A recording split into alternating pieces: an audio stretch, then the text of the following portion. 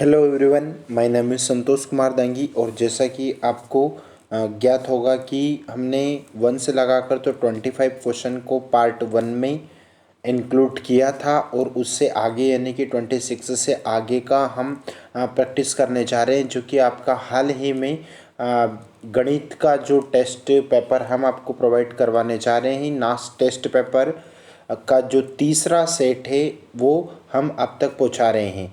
But इससे पहले हम आपको कहना चाहेंगे कि यदि आपने बाकी के वीडियो दूसरे सब्जेक्ट के नहीं देखे हैं तो प्लीज़ आप उन सब्जेक्ट की वीडियो भी देखें, क्योंकि आने वाले एग्ज़ाम में इसके 40% ऑब्जेक्टिव क्वेश्चन इन्हीं से बनने का माना जा रहा है। तो आइए देखते हैं हम प्रश्न क्रमांक 26। ये हम गणित का नास्ट टेस्ट पेपर का सेट तीसरे का सॉल्यूशन आपको हम प्रोवाइड करवाने जा रहे हैं। तो चलो देखते हैं बच्चों। यहाँ पर प्रश्न क्रमांक 26 आपके सामने है। नीचे दिए गए चित्र में एल और एम समांतर रेखाएं हैं, तो निम्नलिखित में से कौन सा विकल्प एंगल पी ओ आर का माप है। तो यहाँ पर 4 ऑप्शन हमारे सामने हैं बच्चों। आप फटाफट से कॉपी नोटबुक निकाल लीजिए और उसमें आंसर नोट करते जाइएगा, क्योंकि डेफिनेटली प्रत्येक स्कूल में, एमपी के सारे स्कूलों में इन नास्ट पेपर को सॉल्व करवाया जाएगा। इस हेतु हम अब तक ये वीडियो पहुंचा रहे हैं, ठीक है। तो यहाँ पर प्रश्न क्रमांक 26 का यदि आंसर बनेगा तो आंसर बनेगा आपका 1 ऑप्शन, यानी कि A option 118 degree Celsius right हो जाएगा बच्चों। नेक्स्ट देखते हैं नंबर 27। ललित और शेखर के पास अलग अलग आकार के वर्गाकार खेत हैं। उन्होंने अपने अपने खेत के चारों ओर बिना किसी अंतर और ओवरलैप के तार की बाड़ लगाई। ललित ने तार के 8 बंडल उपयोग किए। प्रत्येक बंडल में तार की लंबाई 20 मीटर थी। इसके लिए उसने कुल 800 रुपये खर्च किए। शेखर ने कुछ अन्य बंडल उपयोग किए। प्रत्येक बंडल में तार की लंबाई 30 मीटर थी। उसने कुल 300 रुपये खर्च किए। दोनों ने प्रति मीटर तार के लिए समान पैसे चुकाए। दोनों के खेतों की भुजाओं की लंबाई का अंतर कितना है, ये अपने को बताना है। प्रश्न क्रमांक 27। तो जो अंतर आ जाएगा बच्चों, वो अंतर आ जाएगा यानी कि 25 मीटर का अंतर, यानी कि बी ऑप्शन हमारा राइट हो जाएगा। नंबर 28 देखेंगे। दीपक और संतोष ने एक ही मॉडल का मोबाइल फ़ोन अलग अलग दुकानों से खरीदा। उन्होंने एक ही चिन्हित मूल्य पर अलग अलग छूट के साथ फ़ोन खरीदे। दीपक ने छूट से 640 रुपये बचाए। संतोष को दीपक से 2% अधिक छूट मिली और उसने 800 रुपये बचाए। दीपक को कितने प्रतिशत की छूट मिली थी, ये अपने को बताना है। 28 प्रश्न क्रमांक 28। तो जो दीपक को जो छूट मिली थी वो मिली थी 8%, यानी कि आपका ये ऑप्शन करेक्ट है। नंबर 29 देखिए। गणित, भौतिक शास्त्र और रसायन शास्त्र में सोना के औसत अंक 75 हैं।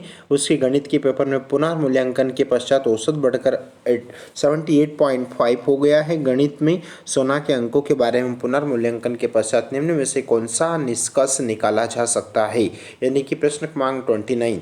तो जो राइट आंसर निकलेगा वो निकलेगा यहाँ 10.5 बढ़ गया, यानी कि हमारा सी ऑप्शन राइट हो जाएगा। नंबर 30 देखेंगे। निम्न में से कौन सा व्यंजक 1/2 के बराबर है, तो ये अपने को बताना है 30। तो जो बराबर है वो कौन सा है, यानी कि पी स्क्वायर। आपका आंसर बन जाएगा डी ऑप्शन आपका करेक्ट है। P square plus 1 divide 2 P Q square plus 2, ठीक है, यानी कि 30 का आंसर। नंबर देखेंगे 31। विवेक ने 100 रुपये प्रति लीटर की दर से 5 लीटर संतरे का गाढ़ा द्रव खरीदा। संतरे का जूस बनाने के लिए उसने गाढ़े द्रव और पानी को 1/5 के अनुपात में मिलाया। उसने संतरे के जूस को 15 रुपये प्रति 250 मिलीलीटर की दर से बेचा। उसने अपना स्टॉल लगाने के लिए 700 रुपये खर्च किए और पानी के लिए भी पैसा खर्च नहीं किया। उसने अपने बनाए हुए जूस को बेचकर कितने प्रतिशत लाभ कमाया, ये अपने को बताना है, यानी कि प्रश्न क्रमांक 31। तो उसने जो कमाया है वो लाभ हो जाएगा, यानी कि 50% उसने कमाया, यानी कि हमारा बी ऑप्शन राइट है। नंबर देखते हैं नेक्स्ट 32। एक प्रतियोगिता में फुटबॉल की 4 टीमें पी क्यू आर और एस प्रतिस्पर्धा कर रही है। चयन चरण में प्रत्येक टीम के प्रत्येक अन्य टीम के साथ ही ठीक एक बार खेलती है। खेले जाने वाले प्रत्येक मैच में खेलने वाली टीमों को अंक इस प्रकार दिए जाते हैं। जीतने वाली टीम को 2 अंक मिलते हैं और हारने वाली टीम को ना तो कोई अंक मिलते हैं और न ही उनके अंक लिए जाते हैं। यदि मैच बराबरी पर ख़त्म होता है तो दोनों टीमों में 1-1 अंक मिलता है।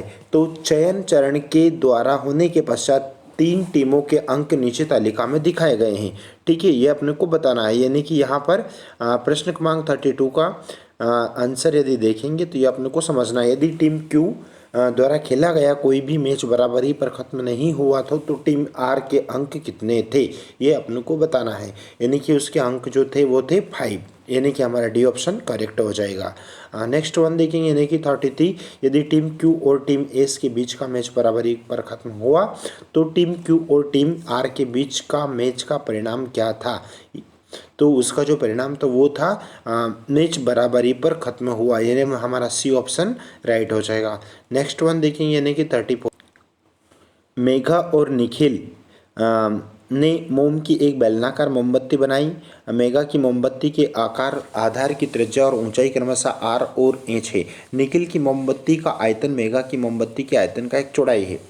तो निम्नलिखित में से कौन सा विकल्प निखिल की मोमबत्ती की क्रमशः आधार की त्रिज्या और ऊंचाई हो सकते हैं, ये अपने को बताने की प्रश्न क्रमांक 34। तो जो उसकी बराबरी हो सकती है, वो ऊंचाई हो सकती है, वो है R/4 4H, यानी बी ऑप्शन आपका करेक्ट हो जाएगा।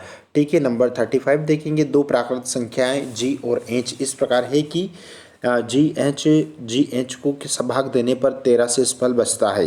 निम्नलिखित में से कौन सा विकल्प सदैव एच से विभाजित होता है, यानी कि प्रश्न क्रमांक 35 का आंसर यदि देखेंगे G+H-1, यानी कि डी ऑप्शन करेक्ट है। नंबर 36 देखें, नीचे दिए गए पैटर्न देखें, यदि ये पैटर्न जारी रहे तो निम्नलिखित में कौन सा विकल्प पैटर्न का अगला चित्र होगा। यानी कि अपने को पैटर्न के अनुसार अगला चित्र बताना है कि कौन सा पैटर्न के अनुसार अगला चित्र होना चाहिए।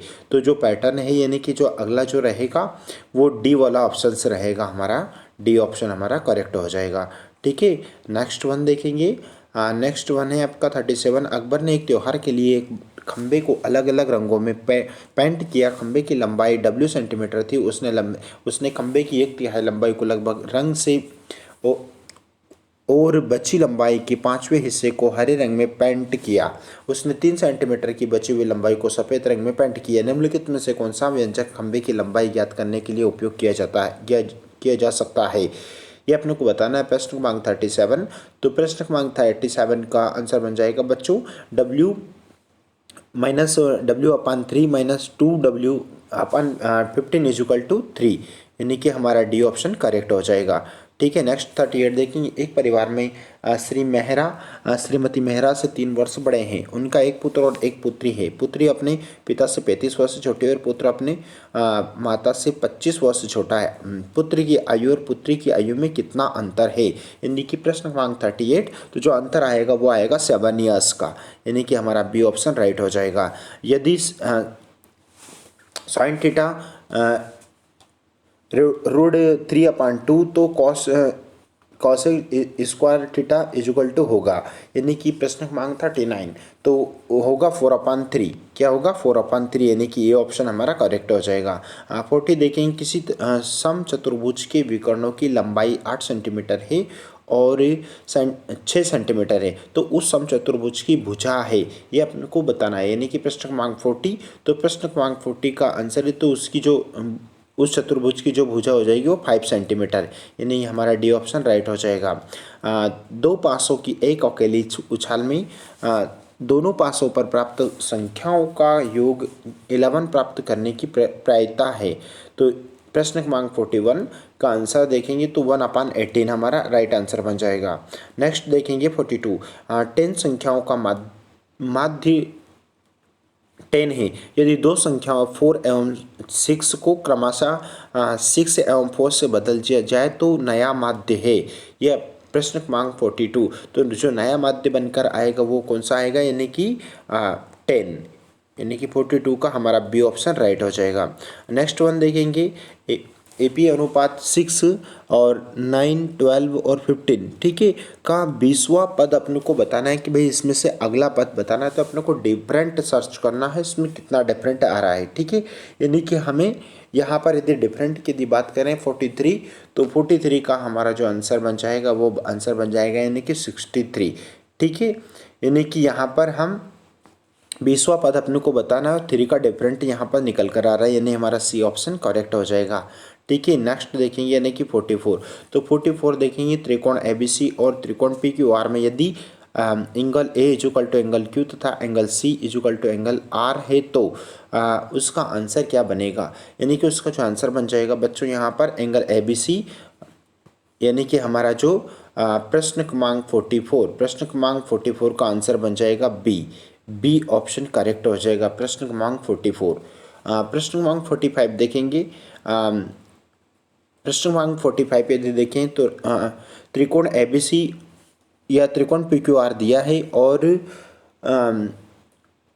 रूड एंगल ABC अपान त्रिकोण PQR इजुकल टू 25/16 है, तो यदि BC इजुकल टू 15 है तो QR का अपने को मान ज्ञात करके बताना है, यानी कि प्रश्न क्रमांक 45।